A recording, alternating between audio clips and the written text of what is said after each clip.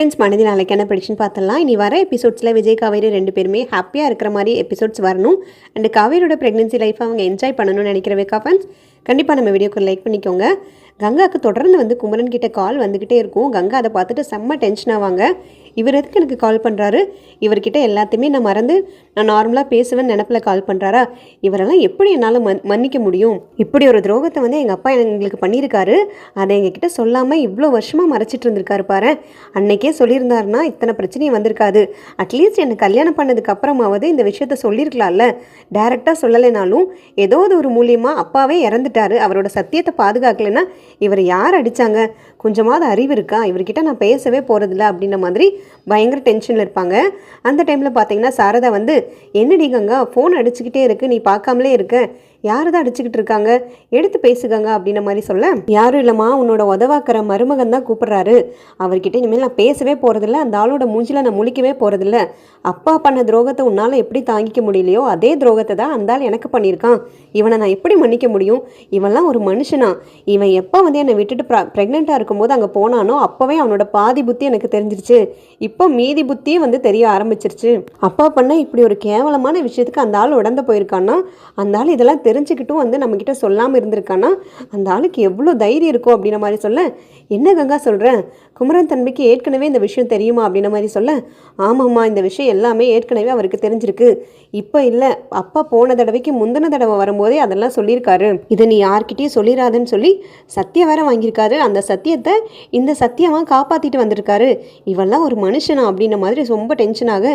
என்ன கங்கா சொல்கிறேன், என் தலை மேலே இடி மேலே இடியாக விழுந்துட்டு இருக்குது, என்னால் இதை நம்பவே முடியல, குமரன் தம்பி எப்படி இதை மறைச்சாரு, எங்கிட்டையாவது சொல்லியிருக்கலாம்ல, அட்லீஸ்ட் பாட்டிக்கிட்டையாவது சொல்லியிருந்துருக்கலாம்ல அப்படின்ற மாதிரி கேட்க, அதுதாம்மா எனக்கும் புரியல, அட்லீஸ்ட் அப்பா செத்து போனதுக்கு அப்புறமாவது நம்மக்கிட்ட ஒரு வார்த்தை சொன்னாரா பாரு, கேட்டால் என்னங்கிறாரு, அந்த குடும்பம் திரும்பி வரும்ன்ற நம்பிக்கையில் எனக்கு கிடையாது, திடீர்னு அவங்க இப்படி வந்து நிற்பாங்கன்னு நான் எதிர்பார்க்கவே இல்லைன்னு சொல்லிட்டு சப்பக்கட்டு கட்டுது அந்த ஆள். இப்படி அந்த அப்பா பண்ண தப்புக்கு அந்த ஆள் உடந்து இருக்காருன்னா அவருக்கும் இதில் வந்து தப்பு இல்லைன்னு தானே நினைக்கிறாரு, நாளைக்கு இவரே அந்த வேலையை பண்ண மாட்டாருன்னு என்னம்மா நிச்சயம், இவரெல்லாம் என்னால் நான் நம்பவும் மாட்டேன், இவர் எனக்கு குழந்தையே பிறந்தாலும் பரவாயில்ல, அந்த குழந்தையை பார்க்க கூட வரக்கூடாது, எனக்கு அவ்வளோ ஆத்திரம் வருதுமா, ஒரு புருஷன் பொண்டாட்டினா என்னம்மா எல்லாத்தையும் வந்து சம்மதமாக ஒத்துக்கிட்டு ஒளிவு முறைவே இல்லாமல் இருக்கிறது தானே, பட் இவர்கிட்ட எந்த அளவுக்கு கெட்ட எண்ணம் இருந்திருக்குன்னா இவ்வளோ பெரிய விஷயத்தை வந்து மறைச்சிருப்பாரு, அதுவும் போக அந்த குடும்பத்துக்கு நிறையா தடவை கொடைக்கானல்லேருந்து ஸ்வீட்டு பலகாரம் அது இதுன்னெல்லாம் வாங்கி அனுப்பியிருக்காரு, அந்த அளவுக்கு வந்து எல்லா விஷயமும் இவருக்கு தெரிஞ்சிருக்கு, அப்படி இருந்து சொல்லலை பார்த்தியா அப்படின்ற மாதிரி சொல்ல, உடனே என்ன கங்கா சொல்கிறேன், என்னால் இதெல்லாம் நம்பவும் முடியல, என்ன சொல்கிறதுன்னு தெரியல, குமரன் தம்பியா இப்படிலாம் பண்ணுச்சு, சரி விடுடி, அப்பா பண்ண துரோகத்துக்கு நம்ம இவங்ககிட்டலாம் வந்து சண்டை போடுறதுலையோ இல்லை வந்து பேசாமல் இருக்கிறதுலையோ இவங்களை சங்கடப்படுத்துறதுலையோ எந்த விதமான பிரயோஜனமும் கிடையாது, எங்கள் பிரச்சனை எங்களோட முடியட்டும், அதை வச்சு நீ குமரன் தம்பி கூடலாம் இப்படி சண்டை போட்டுட்டு இருக்க வேண்டாம், இது என் வாழ்க்கை போனதாகவே இருக்கட்டும், அதில் ஏண்டி நீ சண்டை போட்டுட்ருக்க, இதெல்லாம் இருக்கிறது தான் அந்த ஆள் சத்தியம் வாங்கியிருப்பா, அதனால் வந்து குமரன் தம்பி சொல்லாமல் விட்டுருப்பாரு, அவர் அந்த மாதிரி கேரக்டர் தானடி, கள்ளங்கபடம் இல்லாமல் வெகுளியாக இருந்திருப்பாரு, ஆனால் இந்த ஆள் இப்படி கெட்ட புத்தியோட வக்ர புத்தியோடு இருந்திருப்பான்னு அவருக்கு எங்கே தெரிய போகுது, நீ விடுடி, குமரன் தம்பி மேலெல்லாம் சங்கடப்படாத, தயவுசெய்து நீங்கள் எல்லாம் சந்தோஷமாக சேர்ந்து வாழணுண்டி, இதுக்கப்புறமும் வந்து எனக்கு கஷ்டத்தை கொடுத்துடாதீங்க, நீங்களாம் சந்தோஷமாக இருக்கீங்கன்னு தான் நான் சந்தோஷமாக இருக்கணும், இப்போ அதுவும் இல்லைன்னா எனக்கு இன்னும் கவலை தானடி அப்படின்னு சொல்லிட்டு சாரதா வந்து உள்ளே போயிடுவாங்க. சரி, இதுக்கப்புறம் வந்து குமரன் மாமாவை பற்றி நம்ம எதுவுமே அம்மாட்ட சொல்லக்கூடாது, அம்மா கிட்ட மேலும் இதை பற்றி பேசினா அவங்க சங்கடமாவாங்க, தேவையில்லாத பிரச்சனை தான் வரும், அந்த ஆள் ஊர்லேருந்து வரட்டும், வந்ததுக்கப்புறம் நம்மளே பார்த்துக்கலாம் அப்படின்ற மாதிரி கங்கா யோசிச்சுட்டு விட்டுருவாங்க. அந்த டைமில் பார்த்தீங்கன்னா விஜய் வந்து காவேரி கிட்ட பேசிகிட்டு இருப்பாரு. காவேரி அடுத்தது என்ன பண்ணுறதுன்னு எனக்கு சுத்தமாக புரியலடி, அவங்க வேற கோர்ட்டில் ஸ்டே வாங்கியிருக்காங்க, அந்த வீட்டை விற்கவும் முடியாது, வாடகைக்கு ஹோம் ஸ்டேக்கு எதுக்குமே விட முடியாது, இப்போ என்ன பண்ணுறதுன்னு எனக்கு சுத்தமாக தோண மாட்டேங்குது, நான் முதல்ல வந்து கன்ஃபார்ம் பண்ணணும், அந்த ஃபேமிலி நிஜமாகவே வந்து மாமாவோட ஃபேமிலி தானா, அவங்க சொல்கிறத வச்சும் அவங்க ஃபோட்டோஸை வச்சும் கண்டிப்பாக நம்ம கன்ஃபார்ம் பண்ணவே கூடாது, நான் பேசாமல் நாளைக்கே வந்து கத்தாருக்கு டிக்கெட் போட்டு அங்கே போய் எல்லாத்தையும் விசாரிச்சுட்டு வந்துட்டுமா, மாமா வேலை செஞ்ச இடத்தோட அட்ரஸ் மட்டும் தெரிஞ்சதுன்னா போதும், அங்கே நானே டைரெக்டாக போய் உண்மை என்னங்கிறத விசாரிச்சுட்டு வந்துடுவேன், அப்போ தான் நம்மளுக்கும் கொஞ்சம் மனசுக்கு திருப்தியாக இருக்கும், ஏன்னா 25 வருஷமாக இவர் குடும்பம் நடத்தியிருக்காருனா அங்கே யாருக்குமே தெரியாமல் இருக்கிறதுக்கு வாய்ப்பே கிடையாது, இவர் வேலை செஞ்ச இடத்துலையும் இவர் குடியிருந்த இடத்துலையும் கேட்டால் கண்டிப்பாக எல்லா டீட்டெயில்ஸும் நம்மளுக்கு கலெக்ட் ஆயிரும், அதுக்கப்புறமா நம்ம என்னன்னாலும் ஃபர்தராக முடிவு பண்ணலாம், சப்போஸ் வந்து மாமாவுக்கு அப்படி ஒரு ஃபேமிலி இருக்குங்கிறது நம்மளே கன்ஃபார்ம் பண்ணிட்டா அவங்களுக்கு பங்கு கொடுக்கறத தவிர வேறு எதுவும் இல்லை காவேரி. அவங்களுக்கும் இதே சோர்ஸ் மட்டும்தான் இருக்குது. அவங்களும் கஷ்டப்படுற ஃபேமிலி, 2 பிள்ளைங்களை வச்சுட்டு நிற்கிறாங்க. கத்தார்லேருந்து இங்கே வந்து மாமா எதுவுமே கொடுக்கல, எங்களுக்கு இந்த பங்கு வேணும்னு சொல்லிட்டு அவ்வளோ கஷ்டப்பட்டு நிற்கிறாங்க. ஸோ அவங்களுக்கும் நம்ம துரோகம் பண்ண முடியாது, அவங்களுக்கு தேவைப்படுற ஷேர்ஸை வந்து நம்ம ஒதுக்கி தான் ஆகணும் அப்படின்ற மாதிரி சொல்ல, என்னங்க லூஸு மாதிரி பேசிகிட்டு இருக்கீங்க, நீங்கள் ஆரம்பத்துலேருந்தே அவங்களுக்கு சப்போர்ட் பண்ணியே பேசிக்கிட்டு இருக்கீங்க. அம்மாலாம் இதுக்கு ஒத்துக்கவே மாட்டாங்க, என்ன நடந்தாலும் சரி அவங்களுக்கு பங்கு கொடுக்குறக்கு அம்மா ஒத்துக்க மாட்டாங்க, நாங்கள் எங்களுக்கு யாருக்குமே சம்மதம் கிடையாது, அவங்க அப்படியே அப்பாவோட ஃபேமிலின்னு ப்ரூவ் ஆனாலுமே அவங்களுக்கு நம்ம எதுக்கு வந்து ஷேர்ஸ் கொடுக்கணும், பங்கு கொடுக்கணும், இதெல்லாம் ஒத்துக்கவே முடியாது விஜய் அப்படின்ற மாதிரி சொல்ல, காவேரி இப்போ வந்து உங்கள் அப்பா மேலே இருக்கிற கோவத்தில் இந்த மாதிரிலாம் பேசிகிட்டு இருக்கேன். நீ சாதாரணமாக ஒரு ஆளாக வந்து யோசிச்சுப்பார். இந்த மாதிரி ஒரு ஃபேமிலியில் பிரச்சனை நடந்திருக்கு, நீ 3வது மனுஷியாக வெளியில் நின்று யோசிச்சு பார்த்தனா உனக்கே புரியும். நீ கூட அந்த ஃபேமிலிக்கு கண்டிப்பாக சப்போர்ட் பண்ணுவ. ஏன்னா அவங்களும் தெரிஞ்சோ தெரியாமலோ உங்கள் அப்பாவுக்கு 2வது ஃபேமிலியாக உருவாயிருக்காங்க, 25 வருஷமாக குடும்பம் நடத்தியிருக்காங்க. ஸோ எல்லாத்துலேயும் அவங்களுக்கும் பங்கு இருக்குல்ல, நம்ம ஒத்துக்கிட்டாலும் ஒத்துக்கலைனாலும் அதுதானே காவேரி உண்மை. அவங்களுக்கு நம்ம துரோகம் பண்ணிவிட்டு அந்த ஏதாவது பண்ணணும்னா அவங்களோட சாபம் நம்மளை துரத்தும் காவேரி. அது நம்மளுக்கு வேண்டாம். பணம் காசெல்லாம் முக்கியம் கிடையாது. நம்மளுக்கு என்ன, இப்போ மாமா துரோகம் பண்ணிட்டாருன்ற கவலை வலி தானே அதிகமாக இருக்குது. நம்ம பணத்தை பற்றியோ இல்லை பங்கை பற்றியோ ஷேர்ஸை பற்றியோலாம் யோசிக்க வேண்டாம். பணம் போனது போயிட்டு போகுது. ஆனால் வந்து இவ்வளோ பெரிய இஷ்யூ நடந்தது மட்டும் யோசிக்கலாம். இப்போதைக்கு வந்து அத்தைக்கு என்ன கோவம்னா, அந்த ஆள் இவ்வளோ பெரிய துரோகத்தை பண்ணிட்டான், பங்கு அவங்க அந்த குடும்பத்துக்கு கொடுக்கக்கூடாதுன்ற கோவத்தில் பேசுகிறாங்க. ஆனால் நம்ம சொல்கிற மாதிரி நடக்காது. அஃபீஷியலாக கோர்ட்டுக்கு போனால் நியாயப்படி என்ன பண்ணணுமோ, எது வந்து நியாயமோ அதை மட்டும்தான் அவங்க வந்து ஒத்துக்குவாங்க. நம்ம சொல்கிற எதையுமே கேட்க மாட்டாங்க கோர்ட்டில் அப்படின்ற மாதிரி சொல்ல, எனக்கு ஒன்றுமே புரியல விஜய். ஒரு மாதிரி ரொம்ப கஷ்டமாக இருக்குது. அம்மாவை நினச்சாதான் எனக்கு ரொம்ப கவலையாக இருக்குது. சரி, எனக்கு ரொம்ப வந்து ரெஸ்ட்லெஸ்ஸாக இருக்கனால தூக்கம் வருது, நான் போய் தூங்குறேன் அப்படின்ற மாதிரி சொல்லிட்டு காவேரி பெட்ரூம்குள்ளே போயிடுவாங்க. அந்த டைமில் பார்த்தீங்கன்னா நிவினோட அம்மா வந்து ஜெயா வந்து அவங்க வீட்டுக்கு வந்திருப்பாங்க. உடனே நிவினையும் யமுனாவையும், யமுனா வெளியில் வாடி, என்ன ஜம்பமாக மகாராணி மாதிரி பெட்ரூம்குள்ளே உட்காந்துட்ருக்கு, இங்கே இவ்வளோ பெரிய பிரச்சனை நடந்துகிட்ருக்கு, கொடைக்கானல் எங்கள் மானமே வந்துட்டு கப்பல் ஏறி போயிட்டுருக்கு, இதில் வேறு நீ ரெஸ்ட் எடுக்கிறியா, வெளியில் வா முதல்ல அப்படின்ற மாதிரி சொல்லி கூப்பிட்ட. உடனே யமுனா கேஷுவலாக வெளியில் வருவாங்க.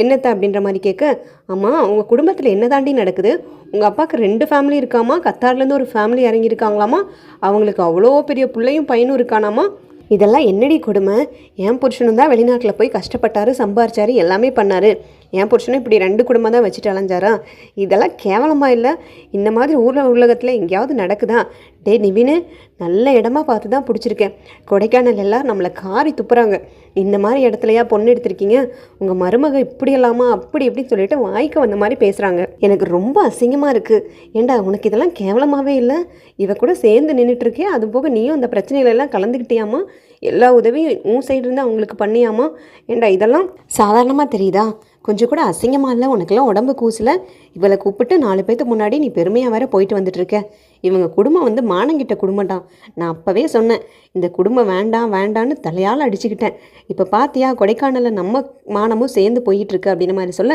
அம்மா எனக்கு ஒன்று மட்டும் புரியல, இந்த விஷயம்லாம் உனக்கு எப்படிமா தெரியும், யார் சொன்னாங்கிறத முதல்ல சொல்லு அப்படின்ற மாதிரி கேட்க, இதை பற்றி யாருடா சொல்லணும், கொடைக்கானல் ஃபுல்லாகவே இதை பற்றி தானே பேசிக்கிட்டு இருக்காங்க, கொடைக்கானல்லேருந்து 2-3 பேர் எனக்கு கால் பண்ணி சொல்லிட்டாங்க, நம்ம வீட்டு பக்கத்தில் இருந்தவங்க, இதை சொல்கிறக்கு யார் தனியாக குதிச்சு வேறு வருவாங்களா அப்படின்ற மாதிரி கேட்க, இல்லையே உங்கள் அண்ணன் பசுபதி மூலியமாக தான் எல்லா டீட்டெயில்ஸும் நீ தெரிஞ்ச மாதிரிலாம் பேசுகிற, பெரும்பாலும் அவர் தானே உனக்கு எல்லா டீட்டெயில்ஸுமே கொடுப்பாரு, அந்த ஆளுக்கு முதல்ல எப்படி இதெல்லாம் தெரியும், ஒருவேளை இதெல்லாம் அந்த ஆளோட வேலையா, ஏன்னா காவேரி குடும்பத்துக்கு யமுனா குடும்பத்துக்கு எந்த பிரச்சனை வரதா இருந்தாலும் அந்த ஆள் மூலியமாக தான் வரும், அந்த ஆள் தான் புதுசாக தினசாக ஏதாவது யோசிச்சு பண்ணிகிட்ருப்பான், இதுவும் அந்த ஆளோட வேலையான்னு தான் நான் யோசிக்கிறேன்னு சொல்ல, உடனே யமுனா கரெக்ட் நிவின், அவர் தான் சொல்லியிருப்பாரு, கண்டிப்பாக அவர் மூலியமாக தான் இவங்களுக்கு தெரிஞ்சிருக்கும், அந்த ஆளோட வேலையாக தான் இருக்கும்னு நினைக்கிறேன், நம்ம கூட அப்பாவை சந்தேகப்பட்டுட்டோம் ஒரு செகண்ட் அப்படின்ற மாதிரி யமுனா சொல்ல, உடனே ஜெயா சத்தியமாக சொல்கிறேன் நிவின், இதுக்கும் பசுபதி அண்ணாக்கும் எந்த சம்மந்தமும் கிடையாது, அந்த விஷயத்தை வந்து பசுபதி அண்ணா சொல்லவே கிடையாது, சத்தியமாக அவர் கூப்பிடவும் இல்லை, நான் பேசவும் இல்லை, இதை வந்து பக்கத்தில் இருக்க சரோஜாவும்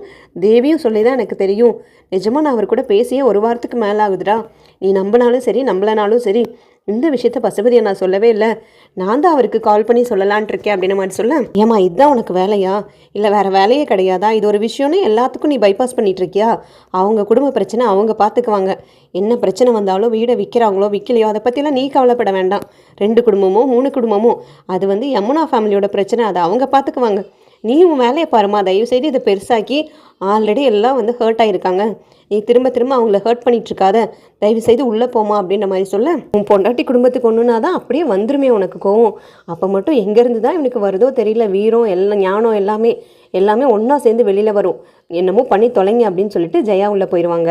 அந்த டைமில் அடுத்த ட்விஸ்ட் நடக்க போது எல்லாருமே விஜய் வீட்டில் வந்து கேஷுவலாக ஹாலில் உட்காந்து பேசிகிட்டு இருப்பாங்க. தாத்தா பாட்டி விஜய் காவேரி சித்தி சித்தப்பா எல்லாரும் உட்காந்துருக்கும் போது வெளியில் வந்து காலிங் பெல் அடிக்கிற சத்தம் கேட்கும். யார் நம்ம வீட்டில் காலிங் பெல்லெல்லாம் அடிச்சுட்டு வருது, யாராக இருக்கும் அப்படின்ற மாதிரி பாட்டி கேட்டுட்டு, விஜய் போய் ஓப்பன் பண்ணி விட்றா டோரை, யாரோ லாக் பண்ணுறாங்க பாரு, காலிங் பெல்லும் அடிக்கிறாங்க, நாக் பண்ணிட்டும் இருக்காங்க, போய் ஓப்பன் பண்ணு அப்படின்ற மாதிரி பாட்டி சொல்ல, உடனே விஜய் காவேரி 2 பேருமே சேர்ந்து போவாங்க. ஓப்பன் பண்ணதுமே வந்து வெளியில் பார்த்தீங்கன்னா முத்துமலர் அந்த பையன் பொண்ணு 3 பேருமே வெளியில் நிற்பாங்க. அவங்கள பார்த்ததுமே விஜய் காவேரி 2 பேருமே அப்படியே ஸ்டன் ஆகி நின்றுவாங்க. உடனே உள்ளேருந்து, சித்தி யாருப்பா அது, யார்கிட்ட பேசிகிட்டு இருக்கீங்க, யார் வெளியில் நிற்கிறாங்கன்னு கேட்க எந்த பதிலுமே இவங்க சொல்ல மாட்டாங்க. அதனால் எல்லாருமே எந்திரிச்சு வெளியில் வர உடனே முத்துமலர், ஏன்பா தம்பி, உன்னை நம்பி தானே நாங்கள் அத்தனையுமே சொன்னோம், இப்படி ஏதோ கெதியாக நீங்கள் அதோ கெதியாக போங்கங்கிற மாதிரி வீட்டை பூட்டி சாவி எடுத்துகிட்டு நீங்கள் பாட்டுக்கு வந்துட்டீங்கன்னா நாங்கள் என்ன தம்பி பண்ணுவோம், இதெல்லாம் உங்களுக்கே நியாயமாக இருக்கா அப்படின்ற மாதிரி முத்துமலர் கேட்க உடனே காவேரி, ஏங்க உங்களுக்கெல்லாம் கொஞ்சம் கூட அறிவே கிடையாதா, எதுக்காக நீங்கள் முதல்ல இங்கே வந்தீங்க, இந்த வீட்டு அட்ரஸை உங்களுக்கு யார் கொடுத்தா, நீங்கள் இங்கெல்லாம் வந்து பிரச்சனை பண்ணிட்டு இருக்காதீங்க, தயவு செய்து வெளியில் போங்க அப்படின்ற மாதிரி காவேரி சொல்ல உடனே சித்தி வந்து, யாருமா நீங்கள் அப்படின்ற மாதிரி சொல்ல, அம்மா வணக்கங்க, நான் தான் முத்துமலர், இவங்க அப்பாவோட 2ஆம் தாரம், இங்கே வந்து நிறைய பிரச்சனை போயிட்டுருக்கு, கொடைக்கானலில் தம்பியும் பார்த்து நாங்கள் எல்லா விஷயத்தையுமே சொன்னோம், எங்கள் வீட்டில் வந்து பங்கு வேணும்னு சொல்லி நாங்கள் கேட்டுட்ருக்கோம், ஆனால் இவங்க எதையுமே புரிஞ்சுக்காம வீட்டை லாக் பண்ணிவிட்டு இங்கே வந்துட்டாங்க, நாங்கள் நியாயம் கேட்குறக்காக தான் இங்கே வந்தோம் அப்படின்ன மாதிரி அந்த முத்துமலர் சொல்ல உடனே பாட்டி, அடச்சை யார் நீங்கள்லாம், யாரை கேட்டு உள்ளே வந்தீங்க, காவேரி என்னடி இதெல்லாம், எங்கள் குடும்பத்தை மானத்தை வாங்குறதுக்குன்னே நீங்களாம் எங்கள் வீட்டுக்குள்ளே வந்திருக்கியா, விஜய் உன் பொண்டாட்டிக்கு சப்போர்ட் பண்ணிவிட்டு எப்போவுமே பேசுவல, இப்படி 3 பேர் வந்து வெளியில் நின்றுட்டு நியாயம் கேட்குறேன் அது கேட்குறேன் இது கேட்குறேன்னா அக்கம் பக்கம் இருக்கவங்க நம்மளே என்ன நினைப்பாங்க, நம்ம குடும்பத்துக்குன்னு ஒரு பேர் இருக்குது, அதை கெடுக்கிறதுக்குனே வந்து ஒன்றொன்னா மாற்றி இப்படி பண்ணிக்கிட்டு இருக்கீங்களா, அசிங்கம் பண்ணுறதுக்குனே இருக்கீங்களா அப்படின்ற மாதிரி கேட்க உடனே முத்துமலர், இங்கே பாருங்கம்மா, நாங்கள் உங்களை வந்து கஷ்டப்படுத்துறதுக்காகலாம் வரல, எங்களுக்கு வேறு வழி தெரியல, அதனால தான் சென்னை அட்ரஸ் கேட்டு நாங்கள் இங்கே வந்தோம் அப்படின்ற மாதிரி சொல்ல உடனே சித்தி சொல்லுவாங்க, நீ நியாயம் கேட்குறதா இருந்தால் சாரதாவெல்லாம் தேடி போயிருந்துருக்கணும், சாரதா வீட்டுக்கு போகாமல் இங்கே எங்கள் வீட்டுக்கு நீங்கள் எதுக்கு வந்தீங்க, எங்களுக்கும் என்னங்க சம்மந்தம் இருக்குது அப்படின்ற மாதிரி கேட்க, இல்லைங்கம்மா, நாங்கள் அங்கே போனோன்னா கண்டிப்பாக தேவையில்லாத பிரச்சனை தான் வரும், அந்த சாரதாம்மா ஓவராக பேசுகிறாங்க, அந்த அக்காட்ட போய் திரும்ப திரும்ப பிரச்சனை பண்ணாமல் இருக்கிறதுக்காக தான் சரி காவேரியும் விஜயும் இங்கே இருப்பாங்கன்னு சொல்லி உங்களை தேடி வந்தேன், நீங்கள் ஏதாவது நியாயம் பண்ணுவீங்க, உங்களால் ஏதாவது நடக்கும்னு சொல்லி தான் நான் இங்கே வந்தேன் அப்படின்ற மாதிரி சொல்ல உடனே விஜய்க்கும் காவேரிக்கும் செம்ம டென்ஷன் ஆயிரும். விஜய் சொல்லுவார், இங்கே பாருங்கள், நான் ஏதோ நீங்கள் வந்தீங்க, உங்களை பார்க்குறக்கு பாவமாக இருந்துச்சேன்னு கொஞ்சம் வந்து ஃப்ளெக்சிபிளாக இருந்தேன், அதுக்காக நீங்கள் இப்படி வீடு தேடி வர்றது, சென்னை அட்ரஸ் கண்டுபிடிச்சி வரதெல்லாம் கொஞ்சம் கூட நியாயமே கிடையாது, சரியே கிடையாது, முதலாவது இந்த அட்ரஸ் உங்களுக்கு யார் கொடுத்தா அப்படின்ற மாதிரி கேட்க உடனே வந்து முத்துமலர் மழுப்புவாங்க. காவேரிக்கு விஜய்க்கு டவுட் வந்துடும், கண்டிப்பாக இது பசுபதியோட வேலையாக தான் இருக்கும், அவன் பின்னாடி இருந்து தூண்டி விட்டுட்ருக்கான், இது உண்மையா பொய்யான்னு ஒன்றுமே புரியல அப்படின்ற மாதிரி 2 பேரும் வந்துட்டு மேலங்கிலையும் யோசிப்பாங்க. உடனே காவேரி சொல்லுவாங்க, அதான் நீங்கள் கோர்ட்டில் ஸ்டே வாங்கிட்டீங்கல்ல, எதுவாக இருந்தாலும் கோர்ட்டில் டீல் பண்ணிக்கலாம், தயவு செய்து இப்போ கிளம்புங்க, உங்களால் எங்கள் வீட்டில் பிரச்சனையாகுது, எங்களுக்கும் எங்கள் ஹஸ்பண்டுக்கும் எங்கள் குடும்பத்துக்கும் பிரச்சனையாகுது, முதல்ல வெளியில் கிளம்புங்க அப்படின்ற மாதிரி சொல்ல, ஏம்மா நீங்களே சொல்லுங்கள், கோர்ட்டில் ஸ்டே வாங்கியிருக்கோம், அந்த வீட்டை விற்க மாட்டீங்க, வாடகைக்கு விட மாட்டீங்க, இப்போ எங்களுக்கு என்ன தான் பதில் சொல்கிறீங்க, பங்கும் கொடுக்க மாட்டேங்கிறீங்க, காசும் கொடுக்க மாட்டேங்கிறீங்க, நாங்கள் எத்தனை நாள் கொடைக்கானலில் இப்படி வெளியிலே சுற்றிட்டு இருக்க முடியும், நாங்கள் எங்கள் ஊருக்கு கத்தாருக்காவது போவோம், இல்லை தேனி பக்கமாவது போய் செட்டில் ஆகும்ல, இப்படி ஒரு பதிலும் சொல்லாமல் இருந்தீங்கன்னா எப்படி அப்படின்ற மாதிரி கேட்க உடனே காவேரி, ஆமாம் இத்தனை நாள் இந்த சொத்தை வச்சு தான் நீங்கள் எல்லாமே பிளான் பண்ணீங்களா, இந்த வீட்டோட பங்கை வச்சு தான் இவ்வளோ நாள் பிளான் பண்ணிட்டு வாழ்ந்துட்டு இருந்தீங்களா, இப்போ எதுமோ அந்த வீடு இருந்தால் தான் நீங்கள் வாழ்வீங்கிற மாதிரி சொல்கிறீங்க, இப்போ எப்படி இருந்தீங்களோ இவ்வளோ நாள் அதே மாதிரி இருந்துக்கோங்க, வெளியில் போங்க அப்படின்ற மாதிரி சொல்ல உடனே பாட்டியும் தாத்தாவும், எதுவுமே பேச வேண்டாம், எங்களால் இப்போ எதுவும் பேச முடியாது, நாங்கள் உள்ளே போகிறோம், காவேரி விஜய் நீங்கள் 2 பேரும் பேசி அவங்கள அனுப்பி விட்டுட்டு வாங்கன்னு சொல்லிட்டு உள்ளே போயிடுவாங்க. உடனே சித்தி சித்தப்பாவும் இதெல்லாம் ஒரு பொழப்பு சி அப்படின்ற மாதிரி சொல்லிட்டு அவங்களும் உள்ளே போயிடுவாங்க. உடனே காவேரிக்கு ரொம்ப அசிங்கமாக போயிடும், பார்த்தீங்களா உங்களால் என் ஃபேமிலியில் எவ்வளோ பிரச்சனை வருதுன்னு, இது எல்லாத்துக்கும் காரணம் நீங்கள் தான், ஏற்கனவே என் அம்மாவுக்கு துரோகம் பண்ணியிருக்கீங்க, பத்தாத குறைக்கு என் ஃபேமிலிலையும் வந்து உள்ளே பூந்து இப்படியெல்லாம் ஃபேமிலி ப்ராப்ளம் பண்ணி என் குடும்பத்துலேயும் பிரச்சனையை உண்டு பண்ண பார்க்குறீங்க, இதெல்லாம் சரியே இல்லை அப்படின்ற மாதிரி சொல்ல, இல்லை காவேரி, எனக்கு உங்கள் ஃபேமிலியில் பிரச்சனை பண்ணுங்கிறதுலாம் நோக்கம் கிடையாது. எங்களோட பங்கை கொடுத்துட்டிங்கன்னா நாங்கள் பாட்டுக்கு கத்தார் சைடோ இல்லை தேனி சைடோ போயிடுவோம். உங்கள் கண்ணில் கூட சிக்க மாட்டோம். எனக்கு வேறு வழி இல்லைம்மா. உங்கள் அப்பா வந்து எங்களுக்காக எதுவுமே கொடுக்கல, எதுவுமே சேர்த்தியும் வைக்க கிடையாது. நாங்கள் உங்களை நம்பி தான் இருக்கோம். என் பையனும் சரி என் பொண்ணும் சரி படிச்சுட்டு தான் இருக்காங்க. பாதியில் படிப்பு நிறுத்தவும் முடியாது. வேறு வழியே கிடையாதுமா. சாப்பாட்டுக்கு கூட முடியாத நிலைமையில தான் இருக்கும். தயவு செய்து ஏதாவது பண்ணுங்கள், எங்களை தப்பாக நினச்சிக்காதீங்க. எங்களுக்கு சேர வேண்டிய பங்கு மட்டும் கொடுத்துட்டிங்கன்னா அதை வச்சு நான் ஏதோ ஒன்று பண்ணி என் பொண்ணு பையனையும் வந்து கரை சேர்த்திடுவேன். தயவு செய்து ஏதாவது பண்ணுமா அப்படின்ன மாதிரி காலில் உழுகாத குறையாக கெஞ்சுவாங்க. அதை பார்த்துட்டு காவேரிக்கு விஜய் ஒரு மாதிரி ஆகிடும். காவேரி எதுவுமே அதுக்கப்புறம் பேச மாட்டாங்க. உடனே விஜய் சொல்லுவார், இப்போ தயவு செய்து இங்கேருந்து கிளம்புங்க. தாத்தா பாட்டியெல்லாம் பெரிய பிரச்சனை பண்ணி விட்டுருவாங்க. உங்களால் காவேரிக்கு தான் பிரச்சனையாகும். இப்போ தான் எங்கள் ஃபேமிலியில் நிறைய ப்ராப்ளம் வந்து நாங்கள் சால்வ் பண்ணியிருக்கோம். நானே உங்களுக்கு எதுவாக இருந்தாலும் கூப்பிட்றேன். உங்கள் ஃபோன் நம்பரை கொடுத்துட்டு போங்க. நானே உங்களை வந்து ஈவினிங் மீட் பண்ணுறேன்னு சொல்லிவிட்டு ஃபோன் நம்பரை வாங்கிட்டு அவங்க 3 பேத்தையும் அனுப்பி விட்டுருவாரு.